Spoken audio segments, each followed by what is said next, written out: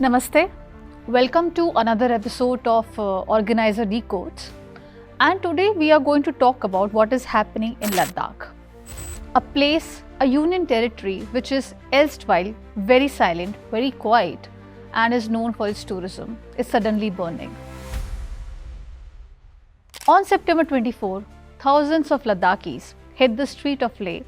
Protesters shouted slogans, waved banners and pressed for their long pending demands. But by the afternoon, the peaceful march spiraled into violent clashes.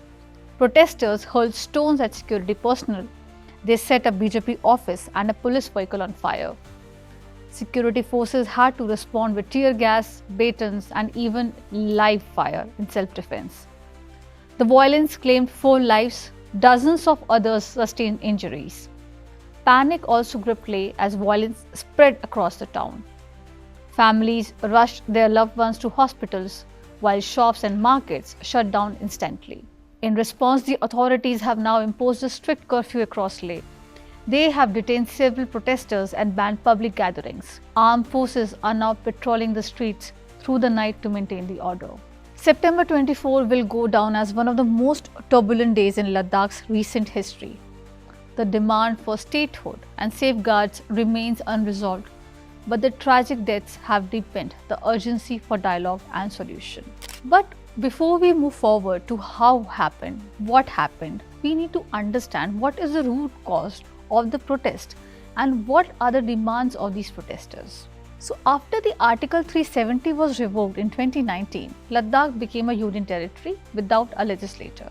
According to protesters, Ladakhis still feel excluded from decision making and they are demanding a statehood with an elected assembly. They want inclusion under the 6th schedule of the Indian Constitution, like many tribal areas in the northeast, and this 6th schedule is their main demand. So this 6th schedule would also ensure protection for Ladakh's land, culture, language and jobs, especially for its majority tribal population. The people also fear that outsider may acquire land or corner government jobs if statehood is not given. They are also demanding for job reservation and land safeguards exclusively for Ladakhis.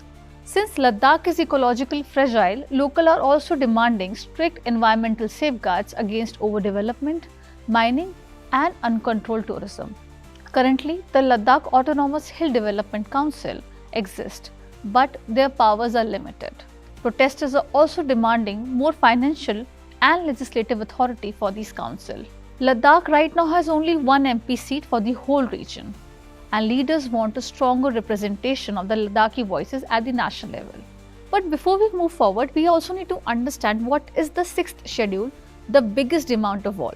So the 6th schedule of the Indian Constitution, as outlined in Article 244(2), it grants administrative autonomy to tribal areas in the states of Assam, Meghalaya, Tripura and Mizoram through the establishment of autonomous district councils. These councils have significant power over land, forest and natural resources, as well as local governance and cultural practices, which also protects tribal identities and ensure their socio-economic development. But is it the first time that these demands are being raised? Well, since 1947, the people of Ladakh have lamented that they suffered social, economic and political marginalization of the hands of the Kashmiri-centric Jammu and Kashmir government. Just months after independence, Ladakhis began voicing their grievances. In January 1949, the Buddhist Lama Kaushik Bakula Rinpoche led a delegation to New Delhi. He even met the then Prime Minister Pandit Jawaharlal Nehru and explained the ground realities of Ladakh. On May 4, 1949, Chivong Ringzin, the then president of the Ladakh Buddhist Association, submitted a memorandum to Nehru. The Ladakhis demanded 3 options: to be governed directly by the government of India, to be amalgamated with Jammu to form a separate province, or even to join East Punjab, which is today's Himachal Pradesh. Nothing happened. In November 1950, Rinpoche again led a delegation to meet Nehru. Their concerns forced the Prime Minister to write several letters to Sheikh Abdullah, urging him to handle Ladakh with imagination and sensitivity. But promises remained unfulfilled. In 1952, when Sheikh Abdullah presented his first budget, Ladakh did not even find a mention. its exclusion was total. By the 1960s, Rinpoche realized that Union Territory status was the only way forward. He demanded Ladakh's direct administration by the centre, just like the Northeastern Frontier Agency, NEFA. Frustrated by repeated neglect, he met Prime Minister Lal Bahadur Shastri in 1964. He told him about Ladakh's discontent and urged the centre to intervene. Further, in 1967, the Ladakh district branch of the Indian National Congress submitted a memorandum to the capital government. For the first time, they formally requested the separation of Ladakh from Jammu and Kashmir, demanding direct administration under the centre, again on the lines of NEFA. So from 1949 to the late 1960s, Ladakhis repeatedly pressed for their rightful place in India's democracy framework. Their voices laid the foundation for the Union Territory demand that would echo for decades, until it finally became a reality in 2019. But there are some organizations which are not happy with the UT status. The demand for Union Territory status in Ladakh always faced strong opposition from sections of Kargil's leadership and Kashmir-based political parties. In Kargil, Muslim leaders feared that UT status would lead to Buddhist domination, sidelining their community's interest. Influential organizations such as the Islamia School Kargil and the Imam Khomeini Memorial Trust openly resisted the move, while politicians like Qamar Ali Akhund of the National Conference and Asghar Ali Karbalai of the Congress voiced similar concerns.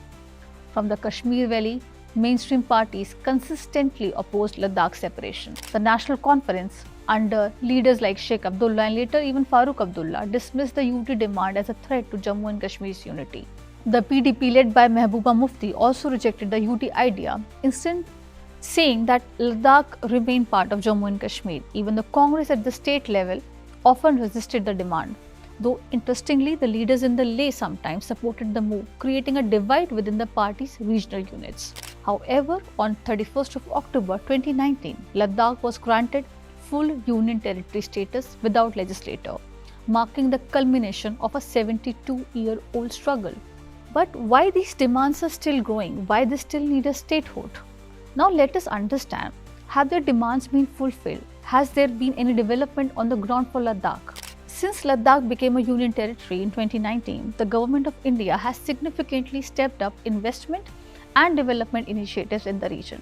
Over the past 5 years, more than 34,000 crores have been allocated for Ladakh's growth, ensuring major progress in infrastructure and welfare. The region has achieved 100% coverage under Pradhan Mantri Awas Yojana and has also attained ODF plus status. They have also benefited from over 550 crore worth of sports development projects. Leh and Kargil now enjoy reliable grid connectivity even in harsh winter months, addressing a long-standing challenge. In terms of employment, more than 30,000 government jobs have been created, while the hill councils of Leh and Kargil received enhanced budget allocation of around 300 crore. Additionally, residents are covered under Ayushman Bharat Yojana, receiving free medical insurance up to 5 lakh. Together, these measures reflect a strong push by the centre to integrate Ladakh into India's mainstream development framework while addressing its unique geographic and social needs. So this is what the government has been doing for Ladakh. But still the protest happened, people lost their life. Now I will introduce you to the people who are behind this protest. And the major name is Sonam Wangchuk. So Sonam Wangchuk is an engineer turned so-called social worker who has taken a leading role in stirring public emotion, often inciting public sentiments under the guise of activism. Serious financial irregularities and violations have been linked to him, which raise critical questions about his credibility and intentions. There have been several serious financial irregularities linked to Sonam Wangchuk. One major issue is that of his NGO, the Himalayan Institute of Alternatives Ladakh, HIAL.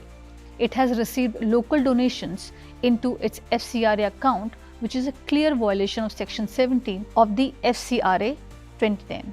Additionally, HIAL had received foreign remittances even before applying for FCRA registration, which goes against Section 11 of the same Act. For the financial years 2020 to 21 and 21 to 22, Sonam Wangchuk's HIAL declared that it had zero foreign earnings. However, it did receive foreign remittances during this period, which amounts to a violation of both the Companies Act and Section 467 of the Indian Penal Code. In 2023, a new account was created under the profitable company named Session Innovations Private Limited with Sonam Wangchuk and Gitanjali JB as its directors. The purpose appeared to be to absorb the excess reserve funds that has accumulated over the years in HIAL's balance sheet, even though there was no actual ground level work to justify the accumulation of these funds. Moreover, foreign funds were received in Sonam Wangchuk's personal and joint accounts. This is also a direct violation of the FCRA 2010. During the period from 2021 to March 2024, he also transferred crores of rupees abroad, raising serious concerns about possible money laundering, especially since these outward foreign remittances were made to unknown entities, while he continued to receive foreign funds in his personal accounts. While Sonam Wangchuk continues to project himself as a representative of the people's cause, the record of financial misconduct suggests otherwise. His actions risk derailing constructive dialogue and turning genuine concerns into tools for personal and political gain. Besides Sonam, there is Congress. The Ladakh violence bears the unmistakable imprint of Congress party. Here is yet another video of Deldon Namgyal, former Congress MLA from Nobra, elected in 2014, aggressively leading protesters.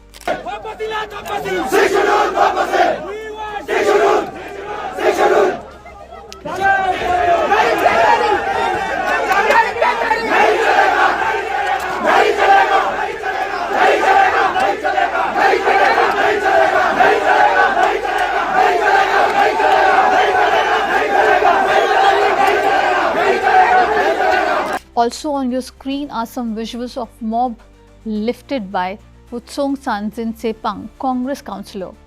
And this isn't a Gen Z protest. This is a planned political violence being packaged as Gen Z protest.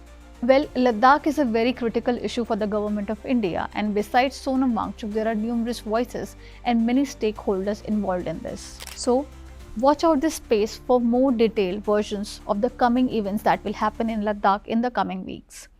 Thank you for watching.